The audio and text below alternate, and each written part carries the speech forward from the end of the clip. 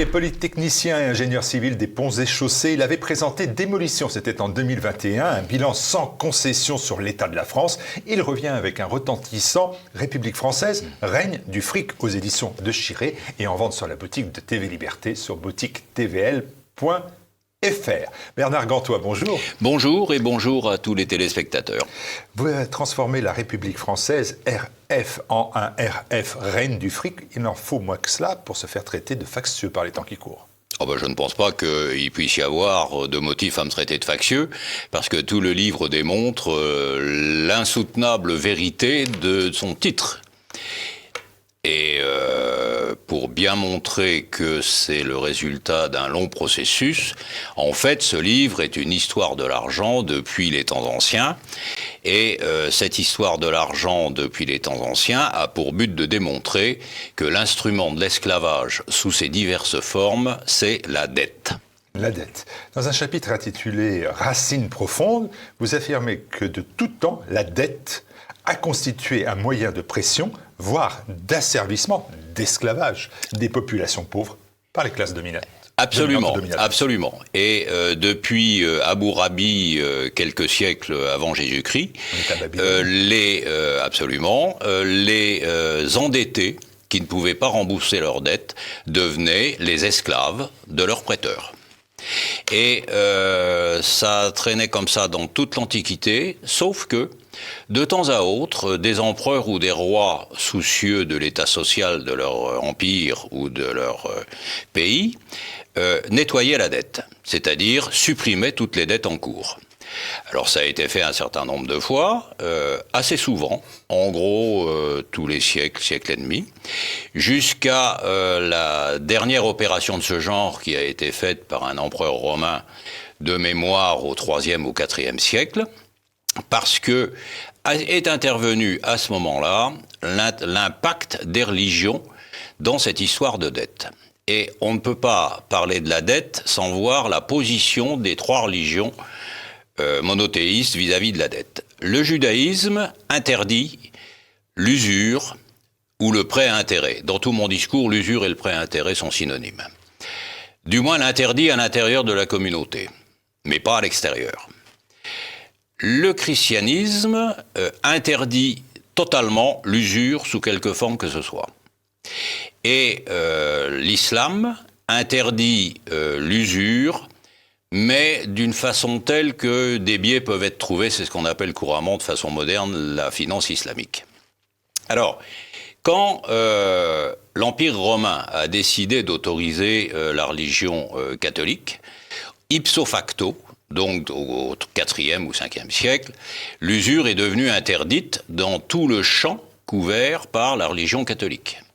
C'est-à-dire que l'usure est devenue interdite, grosso modo, jusqu'au XVe siècle. Et à ce moment-là est arrivée l'hérésie protestante. Luther n'est pas revenu sur l'interdiction de l'usure. Mais quelques dizaines d'années après Luther, Calvin, lui, au début du XVIe siècle, par sa théorie de la prédestination, a de fait aboli l'interdiction de l'usure. Donc l'Europe s'est trouvée divisée en deux parties, l'Europe catholique où l'interdiction de l'usure perdurait, et l'Europe calviniste qui est devenue l'Europe capitaliste et anglo-saxonne. Alors, quand la Révolution est arrivée en France, l'un des premiers décrets qu'ont pris les autorités républicaines, de mémoire c'était en décembre 1789, a été de rétablir le prêt à intérêt, c'est-à-dire l'usure. Et ce simple fait que peu de gens savent, a permis de réinstaller le nouveau régime aux mains des banquiers, puisqu'évidemment, l'usure, c'est le pouvoir des banquiers. Et c'est vrai que dans votre étude historique, on vient de le voir aussi, que de la naissance et du développement du capitalisme financier, vous vous arrêtez longuement sur cette période que vous venez d'évoquer, celle de la Révolution française, née des Lumières. Et je vous cite, la Révolution, au-delà d'avoir inauguré le règne de l'argent, c'est ce que vous venez de nous Absolument. indiquer, a aussi lancé l'idée du mondialisme et du gouvernement unique de la planète. Alors, Ça, c'est évident. Et alors là, c'est une citation que je connais pratiquement par cœur. Il faut se référer à M. Anacharsis Clootz, qui était un hobro prussien admirateur des Lumières, venu en France, nationalisé français, président du Club des Jacobins, ce qui est quand même un certificat de républicanisme, qui a écrit un bouquin qui s'appelle « La République universelle ». Et dans ce bouquin, il y a une phrase qui, à mon avis, est un socle majeur du mondialisme, qui est, deux points, la suivante, je cite de mémoire, donc il y aura peut-être un petit défaut de wording, un corps ne se détruit pas lui-même, et la seule façon de faire régner la paix sur le monde, c'est de constituer une nation unique. Fermez les guillemets. Alors tout le monde pourra retrouver la citation originale dans le bouquin d'Anacharsis Clootz, qui est un petit bouquin qui se vend dans les études universitaires, qui coûte pas cher, mais je pense qu'à partir du moment où parmi d'autres, parce que dans les grands supports des Lumières, Rousseau et autres, on a des notions qui sont très voisines. Gantois, parce que l'idée d'un gouvernement mondial n'apparaît pas à la Révolution, l'idée est beaucoup plus ancienne. Vous citez Socrate, Diogène de Sinope, par exemple, qui disait citoyen du monde. Bien sûr, l'idée est ancienne, mais avant, elle était un concept philosophique, alors que la Révolution l'a fait passer dans les actes, ce concept philosophique. Et quand Napoléon a répandu la République, ou du moins les Lumières, dans toute l'Europe à coups de canon, il a diffusé cette idée. Le but était, à l'époque, que l'ensemble de l'Europe, qui constituait grosso modo le monde connu, fonctionne selon le même système que celui des Lumières et d'Anacharsis Clootz. Et il n'y est pas arrivé, parce qu'il y a eu Waterloo, mais après, les banques qui avaient été libérées par Calvin, donc au XVIe siècle, puis par la Révolution dans l'Europe républicaine, à partir de ce décret de décembre 1789, les banques ont pris le pouvoir, et comme le pouvoir financier ne peut avoir pour but que de s'étendre sur tout le champ des possibles, il a recréé le mondialisme, et maintenant le mondialisme est conçu et mis en œuvre par fondamentalement les pouvoirs financiers. La mise en place de structures, là vous les évoquez aussi, c'est important, des structures prônant ce mondialisme, cette forme-là, elle date en gros de la seconde moitié du XXe siècle, je pense bien sûr au groupe Bilderberg, à Davos. Début, exactement. Bilderberg, Davos, la trilatérale. Oui, mais en fait, le mal est bien avant, parce que M. Wilson, président des États-Unis, avait un conseiller qui était un des agents de Wall Street, qui avait pour surnom le colonel House. Il s'appelait de son vrai nom Edward Mandell House. Et c'est cet homme qui a soufflé à M. Wilson, qui n'était pas un personnage d'une personnalité particulièrement fulgurante, l'idée de la Société des Nations. Et la Société des Nations, qui a montré son incapacité à faire régner la paix, puisque après la guerre 14, il y a eu la guerre 40, a été remplacée par l'ONU, qui était quand même beaucoup mieux conçue, beaucoup mieux ficelée, en termes de mise en compatibilité des adversaires. Et l'ONU est devenue l'un des instruments, avec ceux que vous avez cités, le CFR, Bilderberg, la trilatérale et tout le reste, du mondialisme, mais il faut voir que ce ne sont que des instruments. Les vrais pouvoirs du mondialisme, c'est le pouvoir financier. Vous savez, quand on cite ces instruments-là, on dit, écoutez, oui, vous parlez Bilderberg, Davos, trilatéral. En fait, ce sont des cercles de réflexion, des cercles de travail. Et après tout, il ne faut pas leur donner plus d'importance que cela. Et vous dites un peu la même chose en disant, ce sont des instruments, ce sont des outils ou des... Attendez, avant de revenir sur ces sujets-là, je voudrais quand même revenir un peu sur la Révolution proprement dite. Il faut voir que la Révolution a été le plus grand hold-up de propriété qui a jamais existé en France. Parce que les deux grands propriétaires de biens, c'était la noblesse et l'Église, selon un système, le fameux système trilatéral, en quelque sorte, de Dumézil. Les nobles défendent la société, c'est le prix du sang. Le clergé structure la société, c'est l'esprit, et les paysans ou les travailleurs entretiennent eux-mêmes et les deux autres. Ça, c'est la tradition millénaire. Bon, on a donc effectivement, c'est vrai que la noblesse et le clergé avaient des biens nombreux, puissants, le clergé assurant par ailleurs le rôle qu'on confie actuellement à la sécurité sociale, c'est-à-dire la santé, la retraite et tout ça. Bon. La Révolution a tout pris. Et elle a tout pris comment ? Par un moyen financier qui s'appelait les assignats. C'est-à-dire la Révolution a fait marcher ce qu'on appelle aujourd'hui le quantitative easing ou la planche à billets. Elle a imprimé des quantités fantastiques de monnaie qui ne valaient pas grand-chose. Et la Révolution a dépossédé la noblesse et le clergé de ses biens avec cette monnaie de singe. Donc la Révolution a été en fait le plus gigantesque hold-up que la France ait jamais connu. Fin de la parenthèse. On revient sur le instruments seulement des instruments. On revient sur le mondialisme. Revenez sur ces instruments-là. Ma question, c'est, vous dites, ce sont que des instruments. Moi, je dis, est-ce que c'est pas le bras armé ? Non. Alors, ce sont des instruments, mais un concept politique, par exemple la République ou les Lumières, a besoin d'instruments pour se matérialiser. Par exemple, la République, elle se matérialise actuellement avec du bicamérisme, un Parlement et quelques autres institutions sur le plan juridique. C'est le Conseil constitutionnel, le Conseil d'État, enfin bref, des institutions.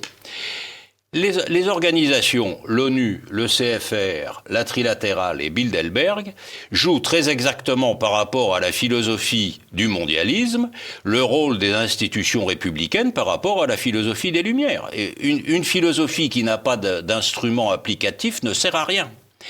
Et en fait, l'ONU, c'est l'organisme tutélaire qui espère que le mondialisme va arriver pour en être le gouvernement. Le groupe de Bilderberg, c'est le Conseil des ministres du mondialisme qui prend les orientations principales qu'il convient d'appliquer. Et les autres instruments, la trilatérale notamment, sont en quelque sorte des parlements qui sont chargés, Davos, sont des parlements qui sont chargés d'appliquer les choses. C'est pour ça, Bilderberg, l'ONU, c'est un secrétariat général et une quinzaine de personnes, puis après il y a l'administration bien sûr. Le CFR, ça doit être à tout casser quelques centaines de personnes. Davos, c'est open bar, puisqu'il suffit de payer 70 000 € pour pouvoir être invité. Donc, ça peut être quelques milliers de personnes. Et après, ça roule. Des sociétés de pensée pour la cuisine mondialiste, est-ce que leur rôle, et je vais être encore aussi provocateur, est-ce que leur rôle, c'est pas, comme ils le disent, d'apporter la paix, la sécurité, la prospérité, le bonheur? Vous dites leur rôle, c'est d'imposer un gouvernement mondial. Je suis tout à fait d'accord que le mondialisme va apporter la paix. Parce que le mondialisme, en termes politiques, s'il par malheur il aboutit à ses fins, ça sera 0,1% de la population de la planète réduite à 1 ou 2 milliards d'habitants par un certain nombre de moyens, puisque tout le monde dit qu'il y a trop de monde sur la Terre. Vous ne pouvez pas ouvrir un discours de M. Rockefeller, du secrétaire général des Nations Unies, ou de M. Morgan, de la banque, sans qu'ils disent qu'il y a trop de monde sur Terre. Bon. Donc, vous prenez une planète à 2 ou 3 milliards d'habitants, vous prenez 0,1% qui dirigent, qui sont les financiers, et le reste des esclaves. Pourquoi voulez-vous que des esclaves se rebiffent ? Tant qu'on leur donnera de quoi becter. Le rêve, c'est donc bien un gouvernement mondial, c'est vers cela qu'on a commencé. Le gouvernement mondial, un siècle après, on y est toujours. Le gouvernement mondial ne peut être qu'une dictature absolument désastreuse, dirigée par une petite caste de financiers, dirigeant une population rendue esclave, dont le travail permettra au groupe précédent d'assurer sa richesse et de contrôler surtout les gens du bas.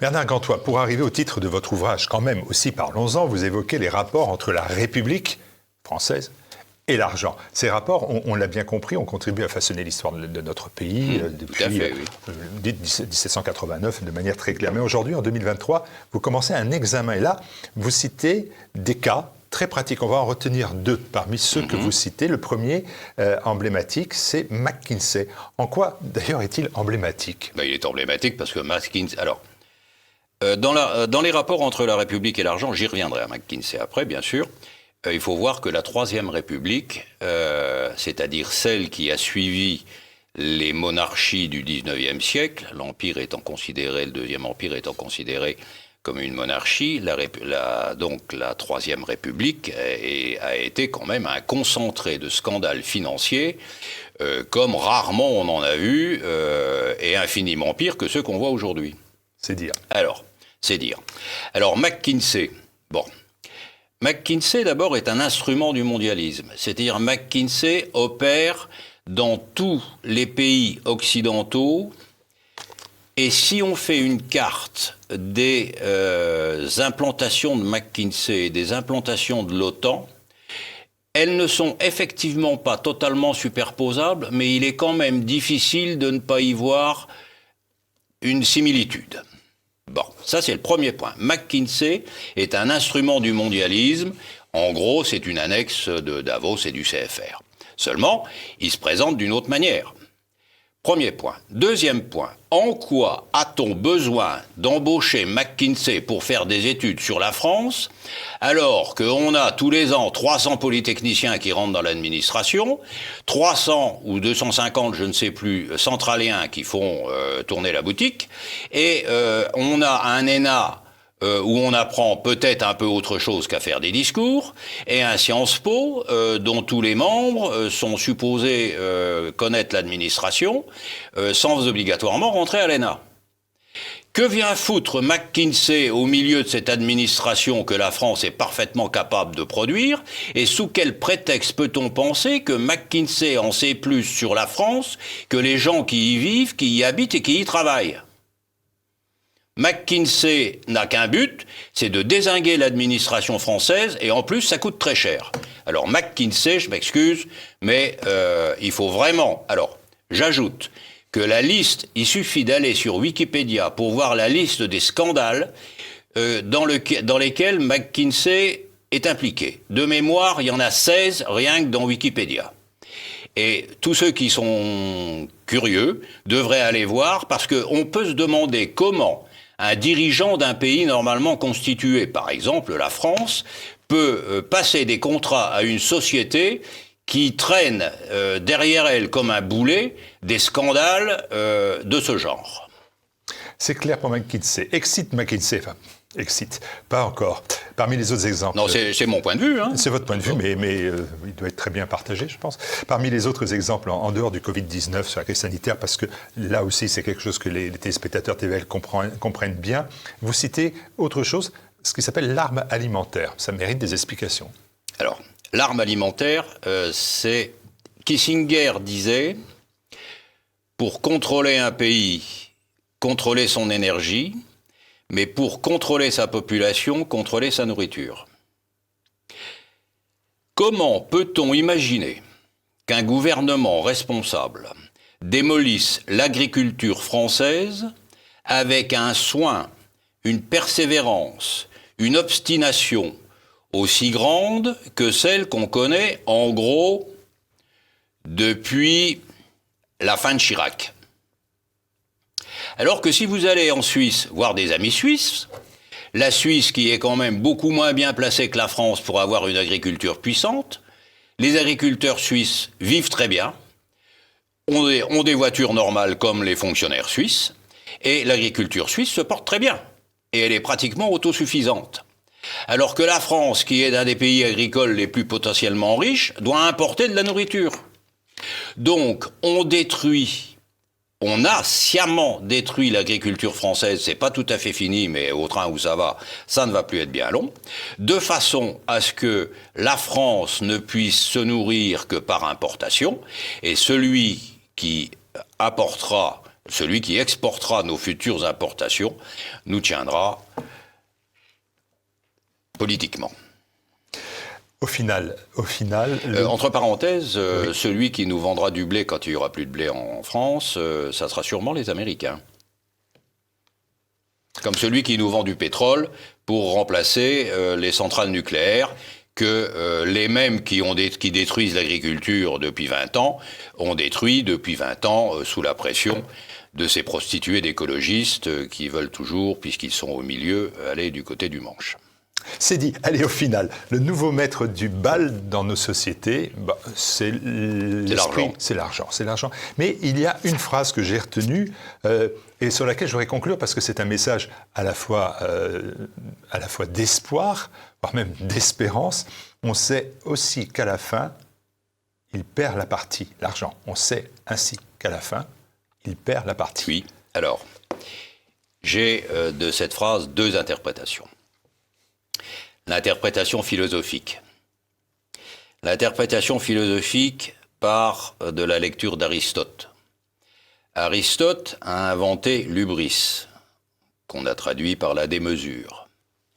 Et le règne de l'argent en fait tant et tant qu'il va finir par tomber dans une démesure qu'il conduira inévitablement à sa perte.